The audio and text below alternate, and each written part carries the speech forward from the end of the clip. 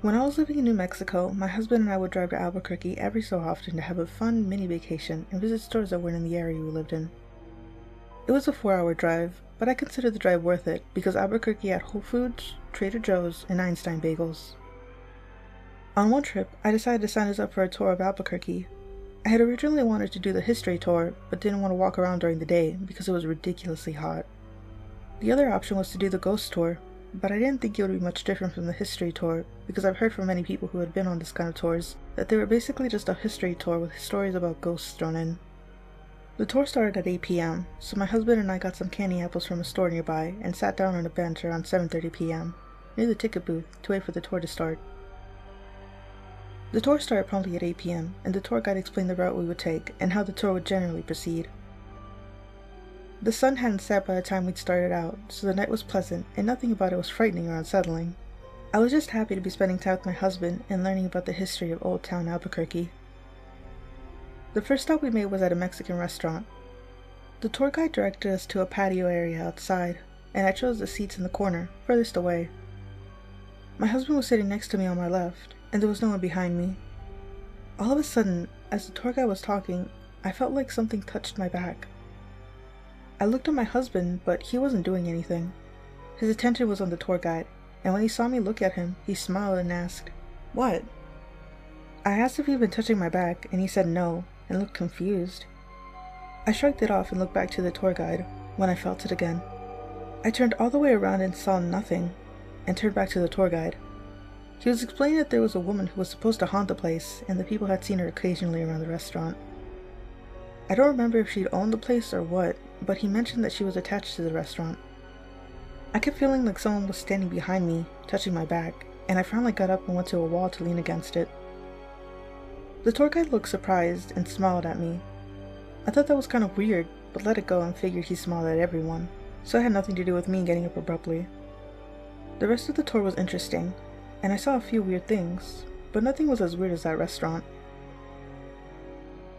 A couple months later, my mom visited me and we were to spend a couple of days in Albuquerque and then go to San Diego for a week.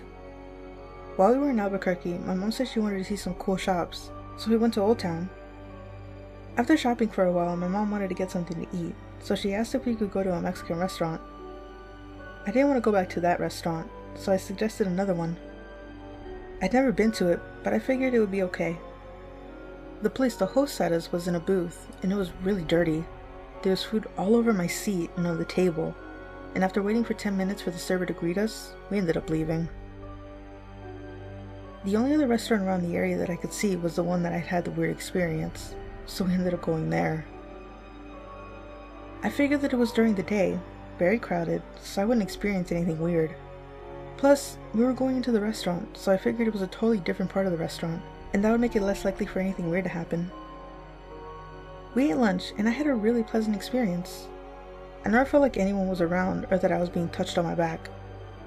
When we were done, my mom said that she had to go to the bathroom, and I waited in the hallway outside for her. While she was in there, I started to get a sense of being watched, and it became so strong that I could tell where it was coming from. In front of the bathroom, there's a little portion of wall that someone could hide behind in on both sides of the bathrooms. While facing the bathroom doors, to my left, I felt like someone was standing there. It was so strong that I expected to see someone at any moment, and was surprised that I couldn't see anyone. I actually needed to go to the bathroom at that point, but didn't want to pass whoever was on the left. My mom came out of the bathroom, and we left after that. I never went back there, but I have tried to figure out what the restaurant was called, in case anyone wanted to see for themselves if anything was there. I think it might be called the Church Street Cafe. Note: I did get the feeling that the presence near the bathroom was female, but I'm not sure about the presence that was touching my back outside.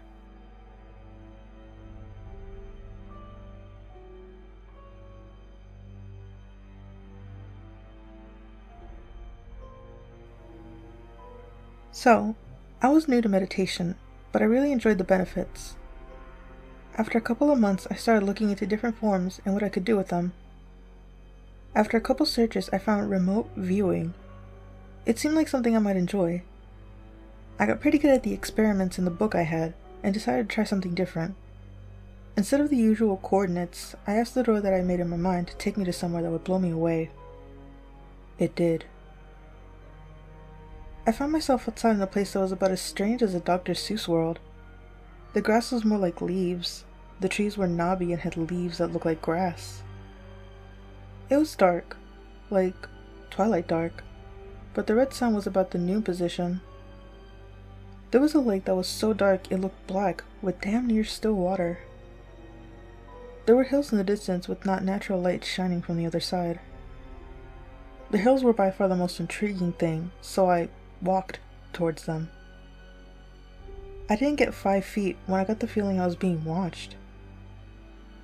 I turned and there was something or someone there. I don't really know how to describe it. It was there, like a shadow is. You can see it, but no detail. Like if you were walking and your shadow went to the other way, then stood upright. It wasn't just a shadow though. He was also not there, like watching a movie where someone was edited out of every other frame. When I focused on him, I could see the shadow and feel him standing there, head tilted a little to the right. If I didn't focus, he was gone, but I could still feel him there watching me. I wasn't scared, and he didn't seem to be either. Then, in the blink of an eye, he went from rift away to like just shy of 10 feet away. I panicked and tried to run. I got less than a foot before I felt him leaning over my left shoulder like a parent or teacher trying to see what you're doing. Then he spoke, and I heard him, not in my head, but with my left ear. I jumped out of my chair wide awake and alone. His voice sounded like a deep gargle. I didn't understand his words, but I know that's what they were. There was structure, a flow, even a tone. It scared the crap out of me. I didn't meditate for about 2 weeks. In that time, I convinced myself it wasn't real. I dreamt it. I still wasn't ready for more exciting stuff, so I went back to my first meditation. It was supposed to relax and open you up. As soon as I got in the zone, I felt him again. On my right, by my bedroom door. Just watching me. I tried closing myself off to no avail. I kept telling myself I was just still freaked out by the dream, and rolled on my left side away from him and covered my head like a little kid. I don't know how long I laid there feeling him watch me, but I eventually fell asleep. I woke up, I don't know how much later, with someone's hand on my shoulder. I thought it was my brother trying to scare me. I grabbed his hand, and it wasn't him. It felt like a wrinkled rubber dish glove that had been soaking in cool water. I let go, rolled off the bed to face him, but nobody was there. This has really messed with my head. I was afraid of meditating and the dark for a while. 3 years. But I want to get back into it. I just need to know, what the fuck happened? And what was that?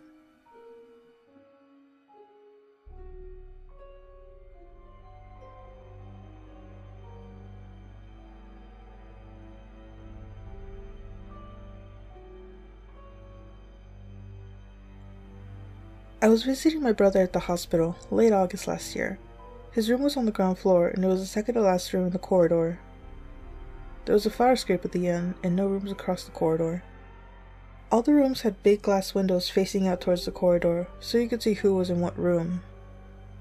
I was visiting alone, and I sat down on a chair facing the window so that other people visiting him would see me and know that it was his room, and because the chair was already there. He told me that his girlfriend and her mom were coming in about an hour, and to keep an eye out for them, as he was going to fall asleep. About 10 minutes later, I saw his girlfriend and his mom walk past. I did think it was strange that they were here early, but as the hospital wasn't far from her house, I didn't think much of it. As they were walking past, his girlfriend looked straight at me, smiled, and continued to walk with her mom. I quickly texted her to see if she'd got the wrong room, but she told me that she was still at her house and was doing her makeup. I thought she was playing a trick on me, so I called a nurse in to wait with my brother as I went to go and find her. The room next to us was empty, nobody in the bed, no people, and the door was locked. The only possible way out was through the fire escape, and it set off an alarm if you opened it, and an alarm certainly didn't go off. I was confused, but put it down to my mind playing tricks on me. When his girlfriend and mom did arrive, they were wearing the exact same clothes as the other people were. Her mom was wearing a shirt she had designed herself, and there was only one of it in the world. I didn't tell either of them or my brother what I saw, and I went to the shop inside the hospital to get myself a drink and some mints. When I was walking back, I saw his girlfriend and her mom again. I said hi, but they didn't say anything back. I put it down to them not hearing me and went back to my brother's room. But who did I see? His girlfriend and her freaking mom, sitting down and talking to my brother. There was no way in hell that they could have gone back before me.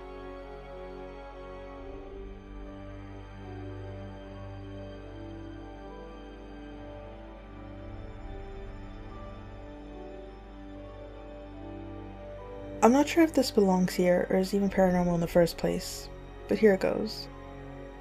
I was talking on the phone with my girlfriend and she was telling me something, but then suddenly stopped. Then I heard whispering. It was counting from 1 to 10, and I listened carefully to hear if it kept going, but it stopped at 10. Then, after a moment, she kept going with her story. After she finished talking, I asked her why she counted to 10, and she said she didn't. We were the only ones in the call, and no one was around either of us at the time, and she swore she didn't count to 10. I found it kind of freaky and confusing. I have no explanation for it.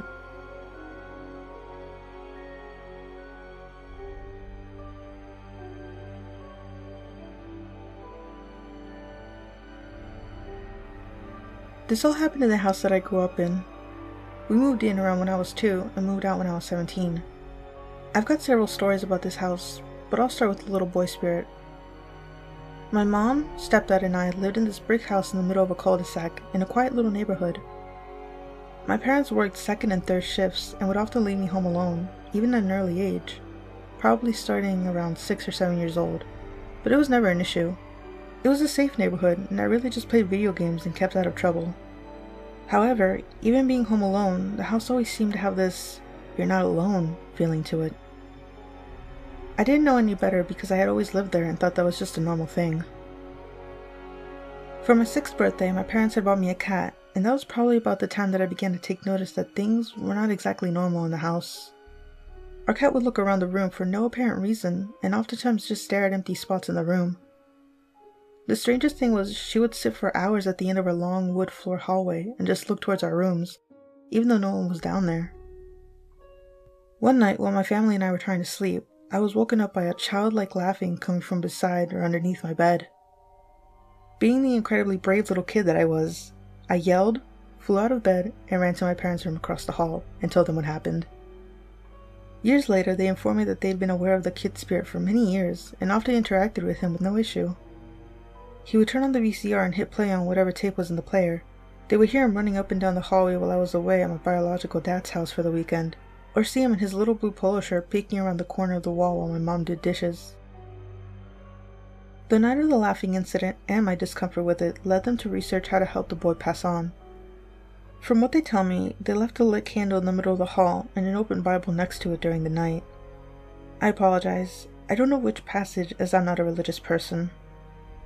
We never heard from the boy again, so I hope he found peace. But that didn't stop the "you're not alone" feeling. The second entity was more of a watcher kind of spirit. He would never directly interact with us, but you could sometimes seem to catch glimpses of him from the corner of your eye. He was about 6'3" from what we could tell, and it was always just a shadowy figure of a man. Aside from never feeling alone, he was of no harm, but did make it for an uneasy feeling at times. He was just always there. When I was 17, due to some financial issues, we had to move. We were leaving the house that I grew up in behind and leaving the watcher to himself. I only had a few more days left of high school and my parents were working on moving everything to the new house. On the final night, I didn't feel like driving from our new house to school in the morning, so I opted to stay by myself that night.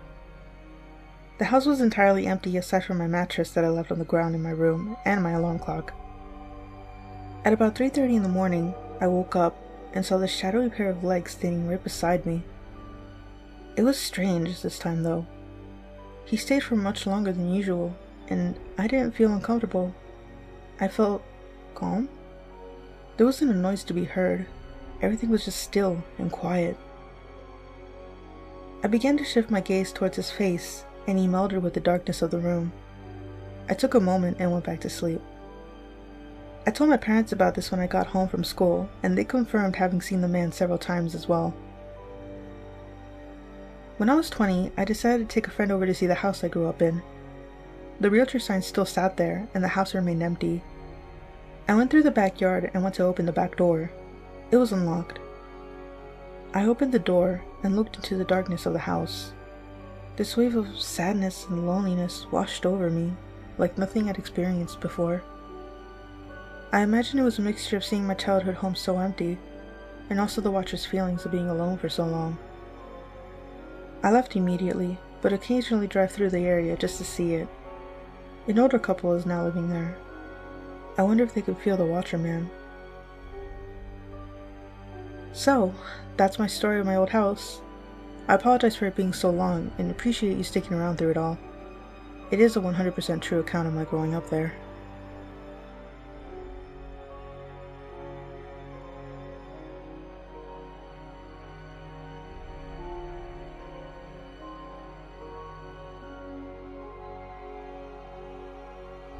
I started dating this girl recently, and she's revealed to me that she's seen and spoken to ghosts.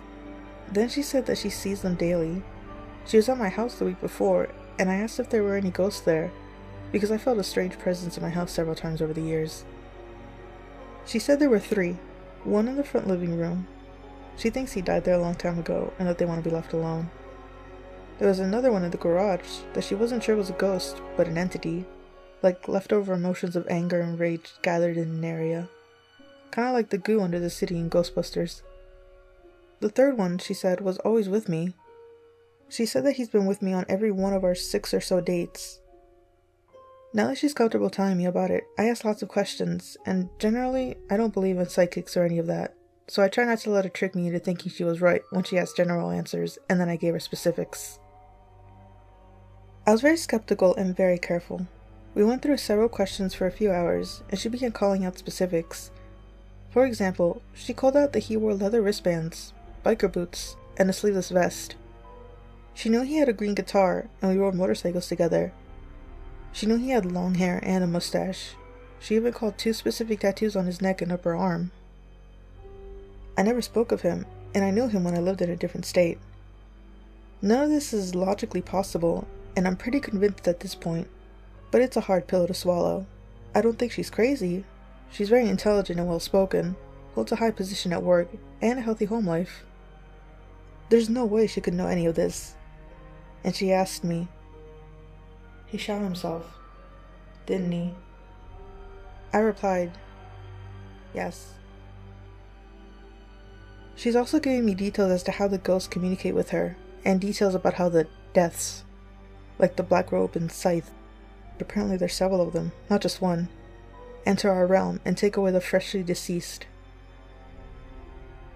I'm completely shaken and unsure of how to process all of this. Personally, I'm atheist and see it as completely plausible. It's just a lot to take in. Can anyone help me with some advice or other related situations? Thank you all. Edit. I've only known her for a little over a month. My relative had passed away 16 months ago. Shortly after his death, his Facebook and other profiles were taken down. I've asked his girlfriend and one of his best friends if they could give me some pictures of him, but they couldn't find many, or even recent ones, since they all got deleted with his Facebook. There were several new tattoos he got right before he passed away, and those are the ones she called specifically the general shape, style, and exact position on the body. There's nowhere I can see online with pictures of him with his brand new tattoos before he passed. This was when I lived in New York. I now live in Texas. My girlfriend could not have ever seen him before. She knew I rode motorcycles, but she didn't know he did, and he happened to be the only riding buddy that dressed like a biker. She hasn't figured out his name yet. She said she'd like to be closer to me, and closer to him, to find out his name. If she does, I think I'll be convinced.